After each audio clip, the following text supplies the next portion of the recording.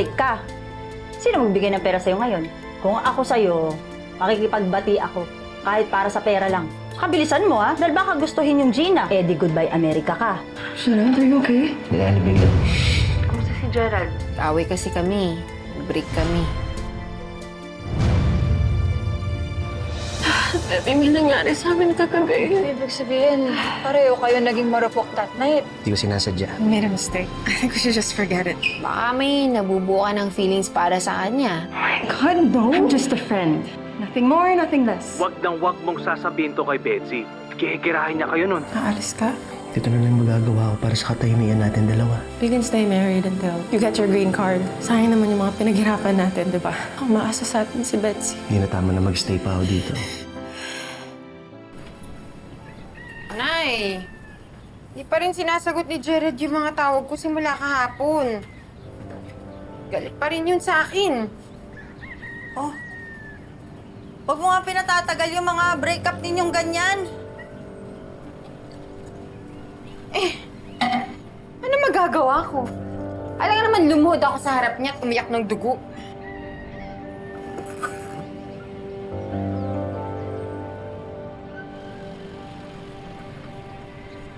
Teka, Nay! Hindi na naman gumagana yung washing machine. Nakapagawa lang nun, di ba? Naputulan tayo ng kuryente kanina lang. Kaya ako sa'yo, mag-video ka na lumuluha ka ng dugo. Padala mo doon. Baka sakali maawa sa'yo, balikan ka. Wala naman tayong pagkukunan ng pambayad ng kuryente, kundi si Gerald eh. Tsaka, tigilan mo kayo kangangaw-ngaw mo. Ang init-init!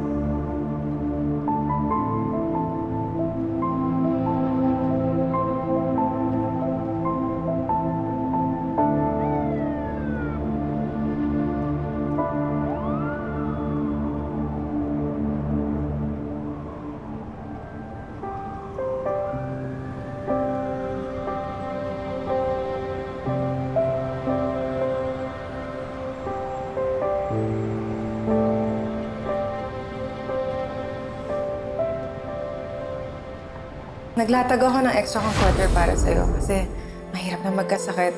It gets really cold way into the night.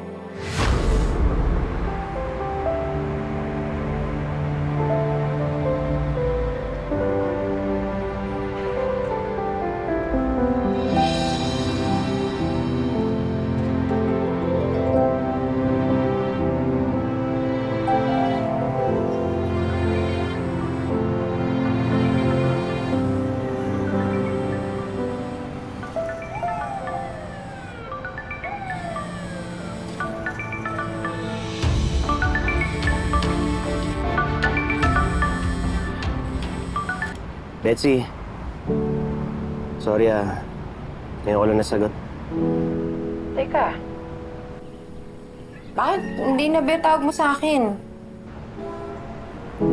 Be, sorry na. Huwag ka na magalit sa akin. Di naman mawawala yun na isang araw lang eh. Siyempre naman. Dami na kaya natin pinagdaanan. Ngayon pa ba tayo bibitaw kung kailan paakit na tayo sa mga pangarap natin dyan? Be, basta kahit anong mangyari, tayo pa rin ha. Promise ha. Sorry kung minsan sinistress kita. Wala naman kasing ibang makakaintindi sa akin kundi ikaw. Alam mo, kahit iniwan mo ako dito, ikaw lang yung mahal ko. Sa'yo lang nakaangkla yung buhay ko. Be, okay ka lang ba? At parang tahimik ka. Hindi ko na alam, Be. Hindi ko na alam, Betsy. Hindi ko na alam kung tama pa ba na nandito ako. Nahihirapan na ako eh. Umuwi na lang kaya ako. Be, hindi pwede. Huwag mong gagawin yan. Pagsisisihan mo yun. Marami na akong pinagsisihan dito. May nagawa akong hindi dapat. Napakasama ako. Bakit? Ano bang ginawa mo?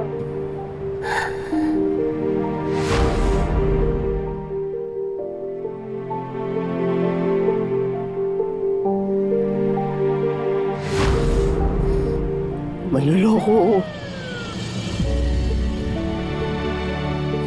Manloloko ako.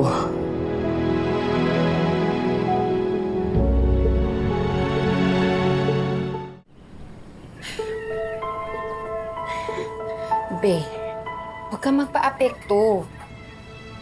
Matagal na ginagawa yung marriage for green card dyan sa US. Para-paraan lang yan para umasenso. Wala namang kaso kay Gina yun, di ba? Be, hani ka sa akin. Ilang buwan na lang, makukuha mo na yung green card mo. At pag nangyari yun, pwede ka nang umuwi dito pansamantala.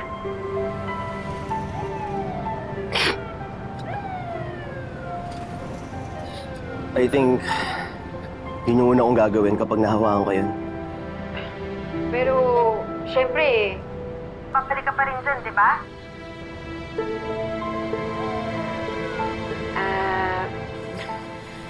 Be, nga pala, sorry kasi naputulan kami ng kuryente.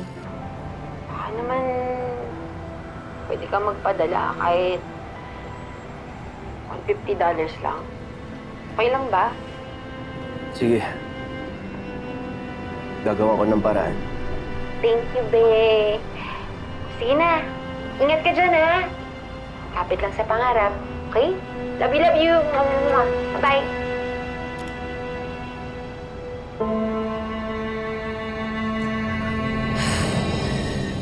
Ay, nako.